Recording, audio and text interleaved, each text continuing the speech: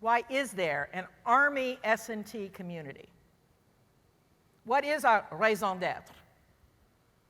I would postulate that it is to foster invention, innovation, and to maintain the maturation of technologies. That's our job. We're here to foster that, right? And to enable future force capabilities while exploiting opportunities to transition technology. At lunch, you heard General Pillsbury talk about this. And then to get those capabilities, and notice I didn't say get technologies to the warfighter. I said get capabilities to the warfighter. There's a difference, okay? And hopefully by the end of my talk, you will understand what I mean about that. And we've got to do it in a balance between the current and the future. We cannot sacrifice the future for the current. We have to do it both. And I personally don't believe that that is anything that is so difficult if we just understand our role. And as I told you this morning, I was told and never accepted that my job was to develop something that I would never see in the field. We can't afford that. Nobody can afford that. And it's not motivating to anybody. What we need to do is be able to balance. And we need to be able to pull forward those things that can have an impact soonest and work a little harder and a little longer on those things that are going to reap benefits in the future. Next chart. This is the only job that I would have come back from being a tech director to do. Being a tech director in a laboratory is a wonderful job. Right? It really is the best of jobs. However, I could not resist when I was asked to come back and be the DASA R&T, to be the spokesman for all of you, for all of the laboratories, all of the centers, all of the commands, and all of the folks who do this work, whether you're in industry, academia, or in our partners. And this is what I believe my responsibilities are. And when I've shown this to Army leadership, I have not had anybody who said, no. All right? We advise leadership. We maintain a balanced S&T portfolio. What's that mean? Well, guess what? That's part of reinventing Army S&T, to understand what it means today. All right? Part of what we do, what my office does, my job is to defend what we do, to represent it and not let people eat it away and erode it, but to be able to go in and say, we need more. Not just because we want more, but because if we had more, here's what we do with it. And here's the benefit that our soldiers, sailors, Marines, airmen, those people who are out on the pointy spear can get from our work.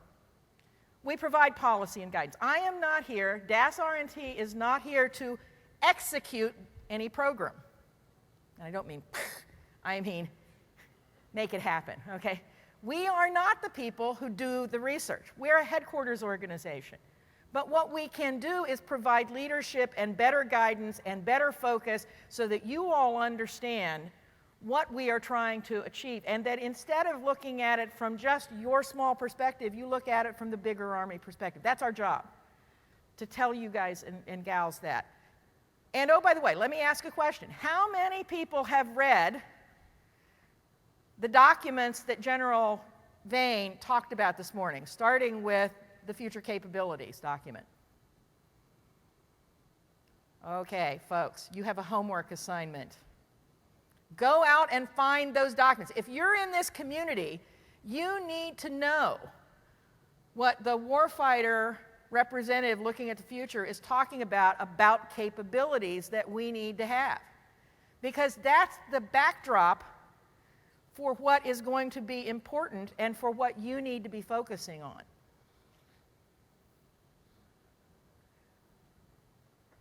My office is also in charge of laboratory management. We have a responsibility for the health, well-being, maintenance of the laboratory and center system, and it's Army S&T. That includes looking at people, infrastructure, equipment, etc. And that is something that we have not been able to do in the last 5, 10, 15 years very well. And I'm going to tell you right here and now, I'm making a commitment to you that I am going to take a special look at this, and we're going to figure out how to help the community work on this. Because we fall down very short, particularly in the laboratories and the centers, in whether it's medical or whether it's in the Corps of Engineers or whether it's in RD-Ecom. We fall short because when we have to come up on the MILCON list, which is another color of money, which allows us to do infrastructure improvements, we fall at the bottom of the heap. Now, I'm not going to promise you that I can make miracles happen, but what I am going to promise you is that we're going to take an initiative to look at and to help make this whole S&T community more efficient and effective and healthier. And that includes how we teach, hire, bring in, motivate, include science and technology, students, wounded warriors, whoever, in our daily business, in our organizations. Next chart. Traditionally, when we've talked about money, this is the chart that you've seen for quite a while. We call it the stack chart or the prism chart. And typically, this is the way we tend to show our dollars to leadership, to people in the public, et cetera, et cetera, et cetera. And what you see here is in FY11, in 6.1, 6.2, and 6.3, we have about $1.9 billion. Now, when you parse it out among all the different efforts and all the different people doing the research and all of the, frankly, it's about a tenth of what DARPA has. It's about what the Navy has, I believe. I'm looking for my Navy counterparts, right? About what the Navy has. And oh, by the way, the Air Force probably has a lot more. But, depending on, but this is kind of what the basics is. And we divide it out to be able to articulate it into these stacks of sort of illities, if you will. Force protection. Read that. Protect soldiers, protect, people, C4, ISR, lethality, the medical, the soldier, And we try to put them against the work we're doing against and articulate against the warfighter outcomes, which General Vane talked about. Now, the problem that I have with this is while it's a good view, it is not representative of what we all really do, because there's more to the story. Next chart. This chart shows another perspective on the portfolio, which is that in addition to $6.1, $6.2, and $6.3, we have the $6.7, and so actually we have some $6.5 too somewhere, and particularly in the food program. And then we get a tremendous amount, click on that again, in addition to that doubles our budget typically in congressional ads. And it's a challenge. We are thankful for those congressional ads. However, they are directed ads. And so it becomes incumbent upon us to figure out how to make those truly useful to our portfolio. And we can do that, and we do that. And what you see, therefore, is that there are trends, but what you see in the 6.1, 6.2, and 6.3 is there's not a lot of change in that. Next chart. Still not the rest of the story. Because what makes us all work, what makes us and all of our organizations work, in addition to the 6.1, 6.2, and 6.3 we have, and if this were a typical RDEC, I took this off of a typical RDEC chart, Research Development Engineering Center, very little 6.1, more 6.2, 6.3. For Army Research Laboratory, this would be inverted, right? But they'd have very little 6.3, mostly 6.1 and 6.2. But the point here is then on top of that, you've got your RDT&E and 6.7, all right? And then you've got congressional. But light this next part up. The orange.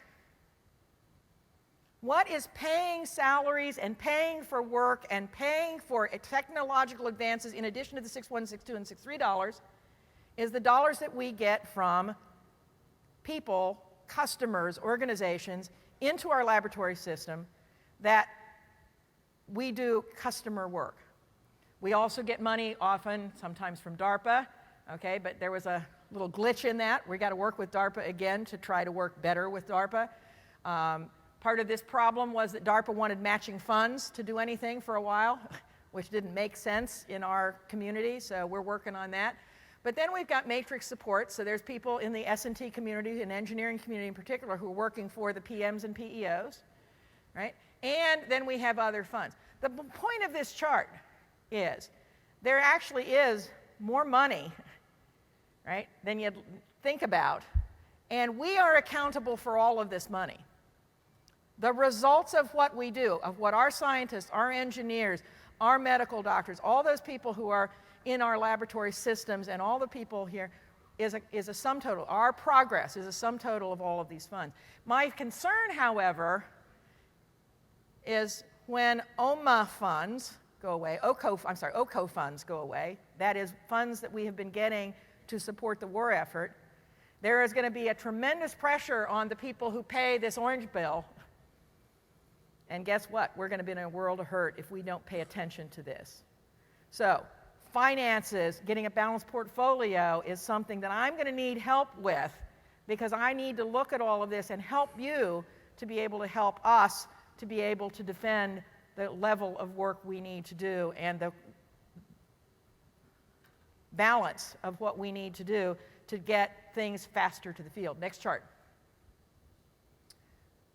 Just a second about how we buy things. This is kind of the JCIDS process, if you think about that. This is how we buy things. And unfortunately, we've become used to thinking about our behavior in terms of how we buy things. And if you look at this, here's milestones, milestone A, milestone B, milestone C. And as folks were saying, this is a long, long process typically. And as General Corelli was saying, our challenge is to get the GCV through this in 7 years.